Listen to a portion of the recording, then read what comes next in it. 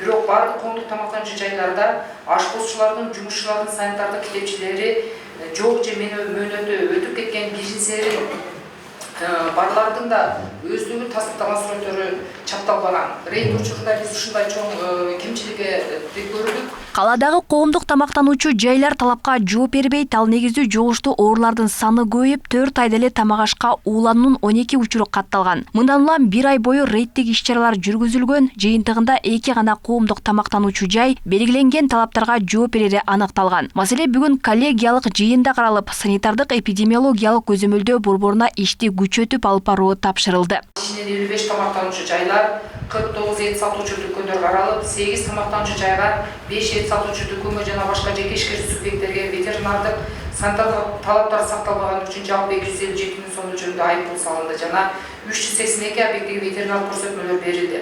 Шаарда жалпы 400дөн ашуун коомдук тамактануучу жай болсо, анын 100дөн ашууну тез татым даярдаган жайлар. Алардын санитардык абалы начардыгын санитардык эпидемиологиялык көзөмөлдөө борборунун жетекчиси да ырастайт. Бирок аларды текшерүүгө мекеменин укугу чектелип, жылына 2 жолу гана текшерүү жүргүзө алат. Ага байланыштуу абал начар болуп жатканын жөө келтирди.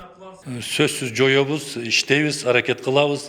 Эң негизгиси мен жана айттым, ар бир мапка мен өзүмдүн буйругум менен мурун 4-5 эле адам иштей турган болсо, андан кийин жоопкерчилиги ар бир мапта, ар бир ишкан жок болчу. Азыр мен ар бир мапка бирден сотрудникти буйрук менен чыгарып бекиттим. Ошолордон суроо жооп ошолордон болот, ошолор жумуш алып барат. Мен ойлойм, муну мындай порядок жасайбыз деп. Мындан сырткары канал боюнда жайгашкан коомдук тамактануучу жайларынын саркынды суулары каналга агып турган маселени шаар мэри көтөрүп, буга чейин иш алып барылбаганын сыңгалды. Ага кошо мал союучу жайлардын санитардык абалын дагы карап чыгууну тапшырма кылды. Мал союучу секторда акыбал абдан начар. Сасык, ужасный жир, мына жанагы мал сойгондон кийин кандын сасыктары, калдыктары, ошолор боюнча эмне иш-чаралар жүргүзүлөт? Bizde kaça boyunca цех var bizde Oş'ta? Так, 5 oyunu цех var. Бұл бойынша біздің негізі азыр мына ветеринар кызматыдагы отырса керек, ада жооп берсе керек. Ага да бересиз onu. Siz хабарыңыз бар да, канча? Хабарым бар. Кезектеги коллегиялык жыйында жалпы 4 маселе күн тартибине коюлган. Анда муниципалдык жана айылдык аймактык башкармалыктарынын ишмердүүлүктөрү талкууланды. Кош каржылоо боюнча 3 башкармалык жигердүү иш алып барбай жатканы айтылды. Бул долбоорго быйыл 100 миллион сом бөлүнгөн. Жапалак айылдык аймактык башкармалыгы, Алымбек Татка муниципалдык аймактык башкармалыгы жана Курманжан Татка муниципалдык аймактык башкармалыгы. Бул нерсе баягы муниципалдык ошол маптардын жана аптардын баштыклары да айтып өттү негизи.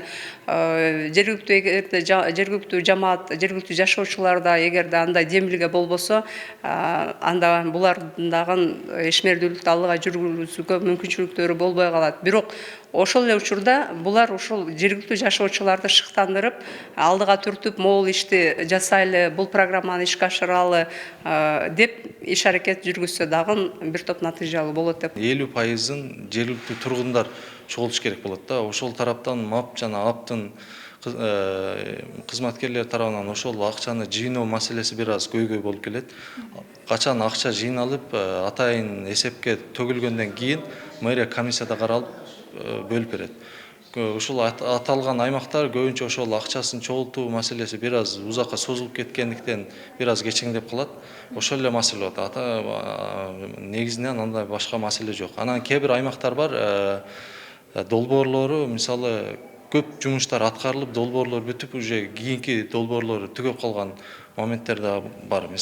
Мындан сырткары шаардык мэрияга караган муниципалдык ишканаларда кадр тартыштыгы да күч. Бүгүнкү күндө 189 ваканттык орун бош турат. Коллегиялык жыйындын соңунда кабыл алынган токтом долбоорлордун негизинде протоколдук тапшырмалар берилди.